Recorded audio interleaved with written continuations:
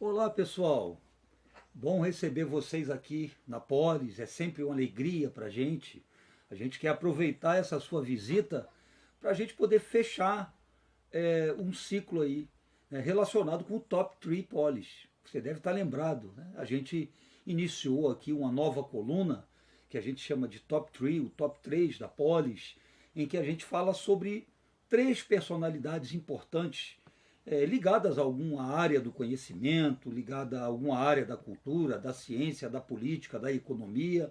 A gente está aberto aqui a sugestões. A gente hoje vai fechar a primeira edição do Top 3 Polis, que, conforme a gente comentou em outras entradas, está relacionada com os três grandes nomes da sociologia. E a gente já fez uma entrada com Karl Marx, fez uma com Emile Durkheim, né, que é considerado como o pai aí da sociologia, um dos pais da sociologia. E a gente agora gostaria de fechar falando um pouquinho sobre Max Weber. Né? Max Weber, que foi um dos grandes nomes, é um dos grandes nomes das ciências sociais e particularmente da sociologia. Max Weber, ele, para variar, era alemão. Né? A gente tem muita gente ligada às ciências sociais, né? Que é de origem alemã. Max Weber é de origem alemã. Ele, inclusive, participou, né, durante o século XIX, depois do processo de unificação da Alemanha, ele participou da elaboração da primeira Constituição da República de Weimar. Né?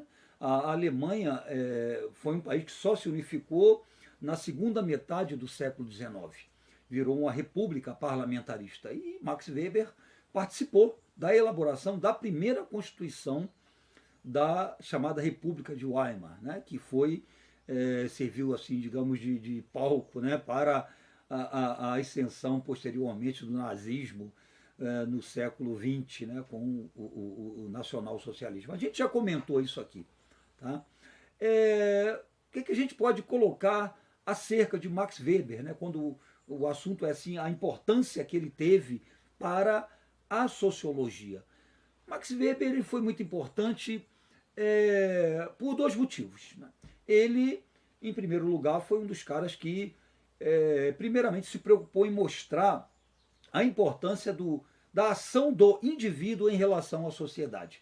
A gente comentou aqui em outras ocasiões que o que a gente chama de processo social, né, ou os processos sociais, eles resultam da ação de indivíduo em relação a indivíduo, grupo em relação a indivíduo, grupo em relação a grupo. Tá? A gente falou aqui que, na verdade, os fatos sociais, que são as coisas, né, que resultam das relações entre os indivíduos em sociedade, eles são eles têm características específicas, né? Eles são coercitivos, eles são generalizados, você encontra em toda a sociedade. E Max Weber ele teve uma sacada muito interessante. Ele procurou estudar a ação do indivíduo em relação à sociedade. Em que medida o indivíduo pode transformar a sociedade. Tá? Então isso foi assim uma colaboração bastante importante dele, né? Considerando que o nosso processo de socialização ele é exterior, né? A exterioridade é uma característica dos fatos sociais. Ele procurou analisar em que medida o indivíduo ou os indivíduos transformam também a sociedade. Esse foi um aspecto muito interessante da sociologia produzida por Max Weber. Agora, realmente, digamos assim, a maior importância dele está relacionada com o estudo sociológico das religiões, ou seja, a sociologia das religiões. A obra clássica de Max Weber chamava-se A Ética Protestante e o Espírito do Capitalismo. Nesse livro, ele procura analisar a relação entre o protestantismo, né, que foi produto das reformas protestantes, ocorridas a partir do século XV, do século XVI, com Lutero, né? Depois esse movimento de reforma, a gente sabe que ele se expandiu pelo mundo. Ele procurou mostrar em que medida o protestantismo, particularmente, né, o calvinismo, tá? Ou puritanismo, como foi chamado o calvinismo lá na Inglaterra, ele contribuiu para a consolidação do sistema capitalista. É bastante interessante e é bom a gente relembrar aqui que Calvino, que foi o criador, né, o reformador na Suíça, ele primeiramente tentou fazer a reforma religiosa na França, mas acabou se transferindo para a Suíça. Lá ele conseguiu fundar a chamada Igreja Calvinista. João Calvino ele colocava o trabalho como uma fonte de salvação. Né? Foi um cara que defendeu a chamada teoria da predestinação, ou seja, as pessoas já nasceriam predestinadas à salvação ou à perdição. Né? E Calvino associava muito a questão da prosperidade material com a salvação humana.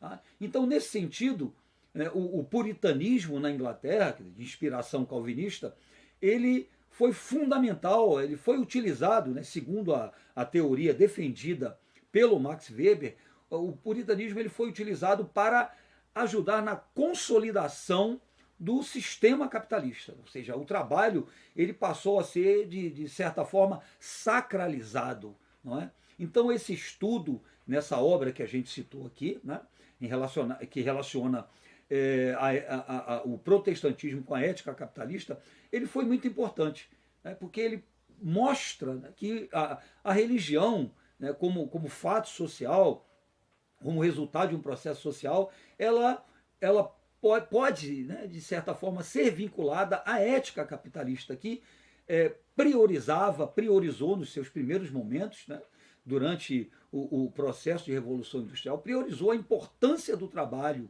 né, no sentido de não só dar dignidade ao homem, aquela história, né, que o trabalho dignifica, né, mas, sobretudo, colocar o trabalho como algo que contribuiria para a própria salvação da alma do indivíduo. Então, Max Weber fez vários estudos relacionados não só com o protestantismo, mas com as religiões de um modo geral. Então, ele é assim visto como um dos precursores da chamada sociologia das religiões. Então, ele foi bastante importante. Tá? Essa foi a principal colaboração dele. Além, é claro, conforme a gente colocou aqui, de analisar a dimensão da ação individual em relação à sociedade de um modo geral. Em que medida o indivíduo pode transformar a sociedade e não apenas, né, introjetar aquelas práticas sociais, né, nas quais ele está inserido. Bastante interessante, portanto, essa contribuição de Max Weber. Tá? Então aqui a gente fecha o Top 3 Polis.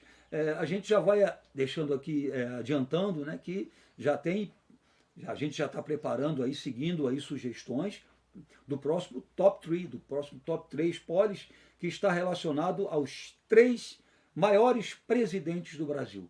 Uma pergunta que a gente ouve com frequência, então a gente resolveu selecionar assim, quais foram os 3 grandes presidentes do Brasil, considerando as realizações políticas e as realizações econômicas e sociais desses presidentes. Fica com a gente, você vai conferir quem são os 3 grandes nomes, né, da política, os 3 grandes presidentes do Brasil, de acordo com esse levantamento aí do Top 3 Polis. Tá bom, gente? Um beijão para vocês e até a próxima.